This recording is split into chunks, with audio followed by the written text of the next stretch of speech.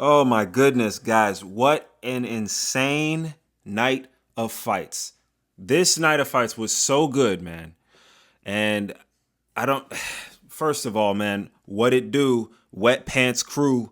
Listen, man, hey, man, whatever he says. How are y'all? Is y'all's underwear dry? Like, Volk fighting Diego Lopez, Jason Statham fighting Theo Vaughn just now was giving me heart palpitations. I was sweating. I was sitting here like stomach turning upside down because I could not take another Volk flatline. I could not take it. I can't handle it. I've seen it. I was watching this fight and just having flashbacks of Kamaru Usman getting head kicked in the last round, of Izzy getting knocked out by Imavov, of Izzy getting knocked out by Pereira, just at the last second, by Volk getting knocked out by Topuria, Volk getting knocked out by Islam. All these legends, you're fighting, you're hoping for your legends to win, and you want to see greatness happen. And it's just so many times they get destroyed in the last few years, but thank God Almighty. Oh my God! That I could watch a legend, a living legend, a future Hall of Famer fight 5 rounds without getting turned into a vegetable in front of his family. Because the fights tonight, man, as the fights went on, I could smell it. You know, like the way you can smell rain right before it comes? I could smell a heartbreaking Volkanovski knockout. You know, and the promo runs, and he's talking about, oh, I want to be the champion, always defending my belt, dominating the weight class, the champion that you all know and love. But there's questions. Do I still got it? I don't know. Yes, folk. Yes, you still have it, man. You still got it, bro. And then, you know, Diego yesterday crashing out at the press conference. It is funny, Yair Rodriguez don't like him because he's born in Brazil, but he reps Mexico. Dude, how can you be mad at a dude? Look at how adorable this guy looks, man. Look at that smile, bro. That's another reason why he could not become champion. How can you be a delightful looking young man with dimples and everything and bangs, dude? And you're fighting for the world championship? It's just so crazy. And he walked out to literally the most Mexican song in the world. Just kind of a slap in the face to Yair. Yeah, dude, I'm gonna rep Mexico. Screw you. Who cares, dude? But anyways, the fight, man. Diego stung Alex Volkanovski with an uppercut in round 1, and my heart skipped a beat. And then Volk, he stumbled him a little bit afterwards, and we restored order. Okay, Volk, he initiated wrestling, which I was surprised about. And here's something that he did. He actually threw punches while he was grappling. Hey man, we've been talking about grappling a lot on this channel and how it's, you know, it's not fan friendly. Here's a great way to make grappling fan friendly.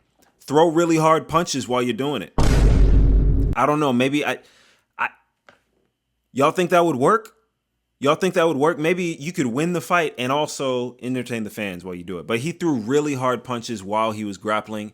He dropped him and ended up on top of him into the first round. I don't know where the picture is. Is this oh my gosh, that's not the right picture. Wow. Guys, I was just taking screenshots as I was watching, man. If we're being honest, this fight, it was going back and forth. I was on the edge of my seat. Diego Lopez has the power to start you at any second, and it was terrifying. It was terrifying. Every time they got in the phone booth, I was afraid that Diego Lopez was going to find the chin, and I was going to be looking at Volk as he was coming back to consciousness. You know that bird's eye view camera they have that they always show the knockouts on when someone's laying like on their back? You know, I was afraid of that, but it did not happen. Thank God. You know, there was a lot of fireworks in this. You know, we had some eye cuts, we had some eye pokes. Diego landed some good shots. Volk, as I said, he was doing the thing where he lands on the 1 and the 3, and then he'll land on the 5. He's so good at that. And that's how he beat Max Holloway. That's how he beats everyone. You know, his timing, he's very cerebral. He adapts as the fight goes on. And it was so good to see a legend back in, I wouldn't say his prime. He did not look his best in this fight, but he was fighting a scary guy. So, man, it's so good to see him back. It's a story you love to see, a story you love to hear, comeback story. I always go for the underdog. He's the first fighter over 35 to win the... Dude, look at him. I'm working on You think Diego Lopez is emo now? Look at him right now. Oh my... Because tonight will be the night that I will fall for you. Oh, man. Anyways, first champion over 35 years old to get the belt in a lower weight class. We all know the statistics on fighters over 35 on lower weight classes. It's not pretty. So he's like one of the first. He's literally the first one. So, man. Okay, let's talk about Paddy Pimblett versus Michael Chandler. Man, I don't know why I said Michael Chandler would win when every single time Michael Chandler fights, he ends up in this position. Every single fight, he ends up in this position. And my big brain self, I'm over here like Megamind making these stupid predictions. Dude, I'm over here. I'm Vegapunk right now with the apple, my sliced off head, the apple on top. If you're a One Piece fan, Boy, Hey, I'm Vegapunk. I got my 6 other brains spread out, and all of us with our freaking collective consciousness said, oh, I think Chandler's gonna win because he's buff. Dude, oh my gosh, dude. You stupid. Oh my gosh. He was like smaller. Oh, this is him kicking him in the nuts. Once again, he was way smaller than Paddy Pimblett. I didn't realize Paddy was that big. Or I didn't realize Michael Chandler was that small. Or I didn't think about the fact that Michael Chandler gives up his back every single time he fights. Every time, dude. I'm crashing out, dude, because I made this silly little video. I forgot what I titled it. Michael Chandler's playing with his career. That was what I titled it. Hey, man. He's playing with his career. How long you been fighting? You don't know how to not give up your back, bro. You're not in the NCAA finals, dude. You are in... Anyways, what else do I got? What else do I got written down here? Paddy Pimblett decides to have a career-defining performance out of nowhere. Yes, that's what I have written down. Yeah, round 3, where's my flying knee? Since when does Paddy Pimblett throw flying knees, okay? Since when does Paddy Pimblett pick people up and slam them? He has them looking like, this looks like the Passion of the Christ right here. Look at him, he's looking up at him. Please, I have a family. Dude, why? When does this ever happen? When does this happen? I'll tell you when it happens. It happens when Flying Squirrel says, oh, I think Chandler, he's fought some better competition. And, Paddy the Baddy. To be fair, bro. To be fair, 2 years ago, Paddy was going life and death with Jared Gordon. Life and death. I thought it was a robbery against Jared Gordon. Where's Jared Gordon now? I'll tell you where Jared Gordon ain't. He ain't in the top 5 of the lightweight division. Bro, what in the... Anyways, man, he gets on the mic, Paddy the Baddy. Where's my picture of him on the mic? I don't have one. But I have him standing here looking at... this the face you make at the cash register when they say they ran out of mushroom Swiss. Ran out of mushroom Swiss. Man, he called his haters a gang of mushrooms. And he called Armin Sarukian a sausage. The jokes write themselves, right? He's going to be 400 pounds by next weekend, man. He's not even out the cage, bro. Talking about what he's going to, calling us food, he's visualizing it. This is the power of visualization. This is the law of attraction, right? You speak it into existence. He's talking about mushrooms and sausage. He's talking about mushrooms and sausage in the cage, bro. It's going to be all right. It's going to be all right. You don't have to... You're going to get to eat, Paddy. Golly, man. Anyways, let's go to the next fight. What we got in the next fight? Oof, I'm crashing out. If you're new to this channel, I'm so sorry. I'm not usually this mad. Yair Rodriguez versus Pitbull. This pissed me off. Why? Dude, Pitbull, did someone have... Sometimes I think maybe y'all should hire me. I'll be a freelance cornerman. Flying Squirrel, I'll be a freelance cornerman. Because Patricio Pitbull did the absolute worst UFC debut I think I've ever seen. This guy, 9-time Bellator champ. He's beaten Chandler. He's beaten all these guys, right? Yair Rodriguez ain't won a fight since Josh Emmett was his last win. Patricio Pitbull gave him the canvas and he painted Chuck Norris on it for us. Yair Rodriguez tonight looked like Chuck Norris against Patricio Pitbull. I don't even know Patricio's last name. I'm going to keep calling him Pitbull. We saw Yair crashing out at the conference. I've never seen Yair Rodriguez that mad. He's getting all mad at Diego Lopez because of something. Culon! I had to look up what culon means. It means heavy in the butt. Huh? Pause, dude. Huh? I thought culon means heavy in the butt, dude. You call it, I guess it means you wussy, you wuss. Direct translation said heavy in the butt. I've never looked a man in the eye and said, you too heavy in the butt, man. Have y'all? Before this fight, Yair Rodriguez was worried about the wrong Brazilian. Okay, he was worried. He had a guy named Pitbull, and he said, you know what? I think I'll talk trash to the Brazilian with the bangs and the adorable smile. Anyways, hey, let's talk about how Pitbull didn't throw any strikes first round. Let's talk about how Pitbull was probably had Leon Edwards in his corner saying, oh, you know, bro, just bounce around, you know. Pick your shots, and if you don't want to shoot, then you don't have to throw any shots. Just bounce around and look menacing. You practice your punches all the time. Why you got to practice your punches on Saturday? You know, that's probably the advice he was getting from his corner. What are we doing here? I don't think we've ever seen a debut look worse. You know, he was getting hit with the kicks. He got dropped in the third round. He's a high-level black belt. Yeah, you're a high-level black belt. How'd you get in this heel hook then? You got in a heel hook by a guy who got out-grappled by Alex Volkanovski, okay? High-level black belt. Hey, high-level black belt. I don't know what this is, man. Yair Rodriguez looked absolutely phenomenal. I don't think he deserves a title shot, but I'd love to see him in Diego Lopez fight. I think everyone would like to see that. Guadalajara, dude, I'll fly down. Come on, let's go. Estoy listo para Guadalajara. Estoy listo para viajar a Guadalajara. I need to go see the guy with the bangs and the adorable smile fight Chuck Norris. Okay, so let's go. Vamos. Next fight, Silva versus Mitchell. Okay, man. I need a whole video talking about this psychopath. I need a whole video talking about this psychopath, bro. Because Gene Silva, man, he's barking. He's kissing his wife and smiling. You know, like he's about to get on the dance floor. And he's crying. He walks in. Hey, that's how I walk into it. That's how y'all have that friend who's like overly extroverted. That's how they walk into a party, right? Or girls when they haven't seen each other in a long time.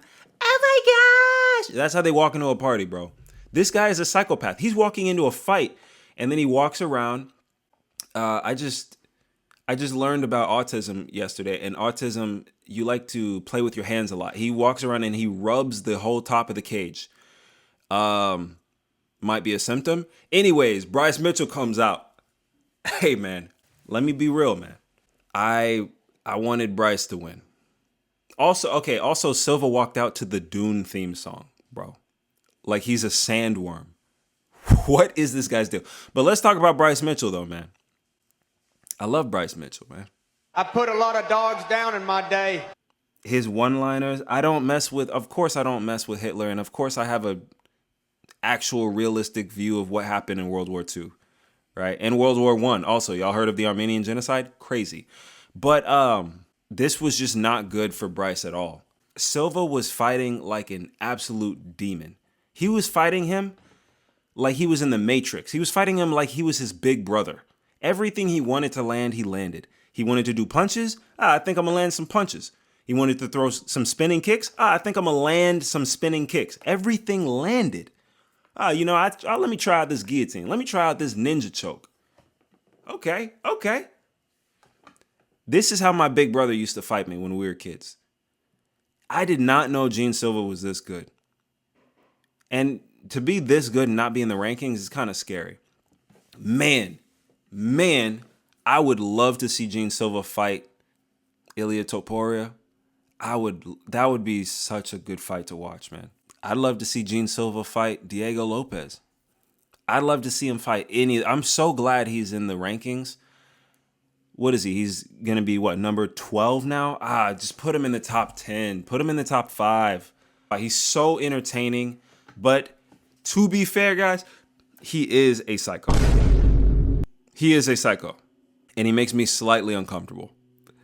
All right, next, what else we got? Dude, I thought Nikita Krylov laughs like a box of crayons.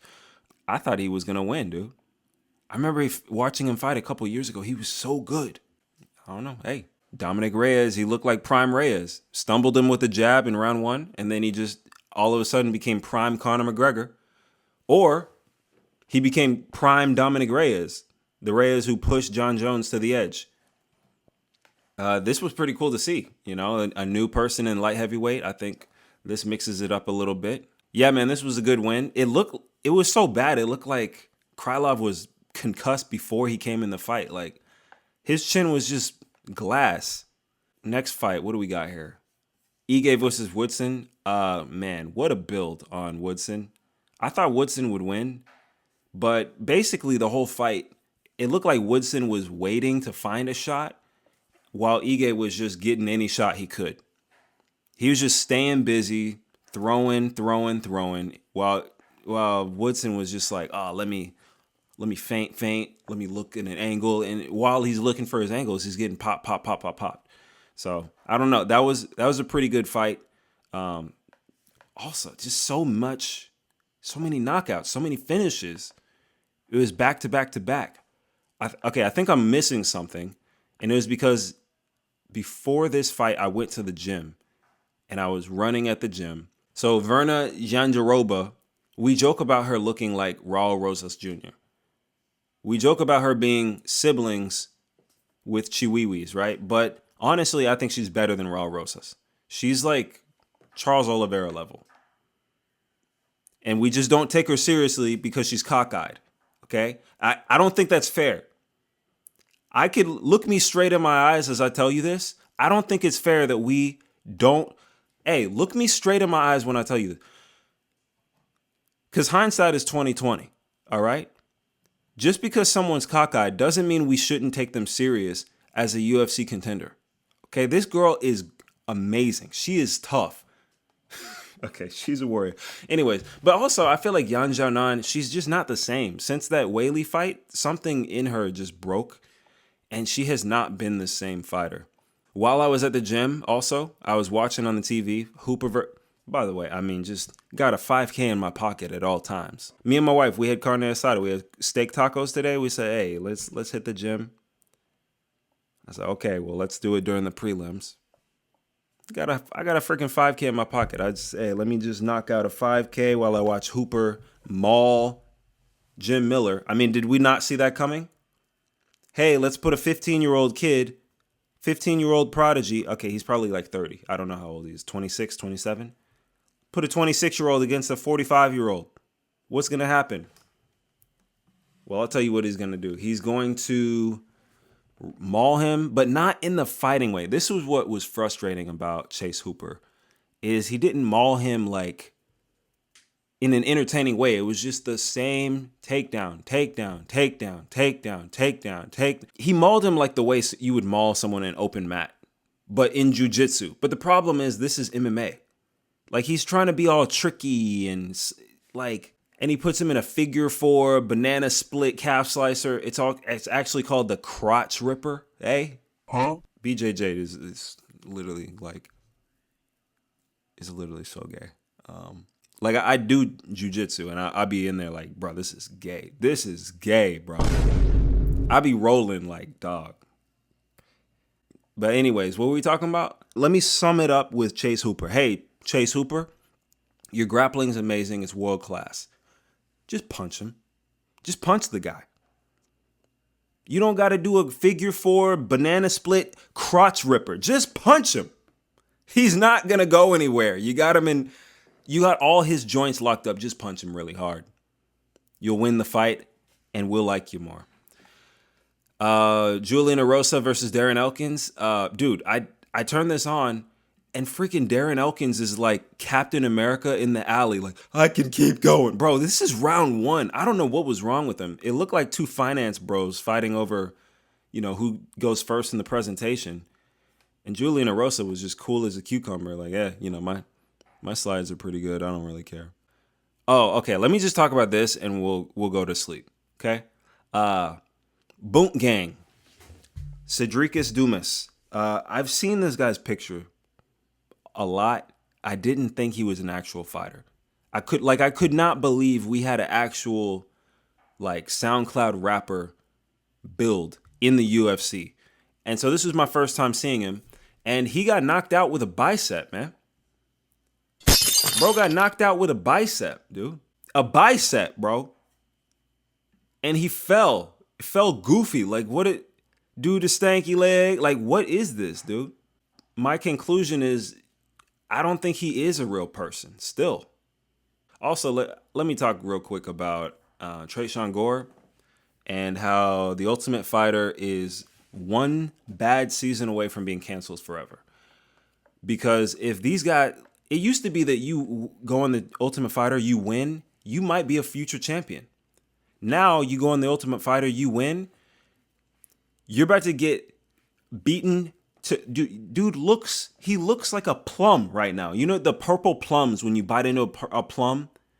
Marco Tulio landed everything he wanted to land. He was styling on him. He was doing everything he ever wished for, everything he wished for the Tooth Fairy, for Santa Claus. He got all those gifts today in the ring with Tresean Gore. Tresean Gore looked awful. I love Tresean Gore. I was a big fan of him on, what's it called? Tough?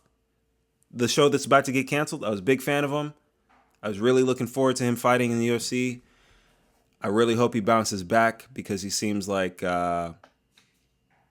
this is his life depends on this sport. But man, really sad to see that. But this is my initial reaction of UFC 314 Miami. Let me know what you guys thought in the comments. If you like this content, if you liked me ranting for 26 minutes, like and subscribe.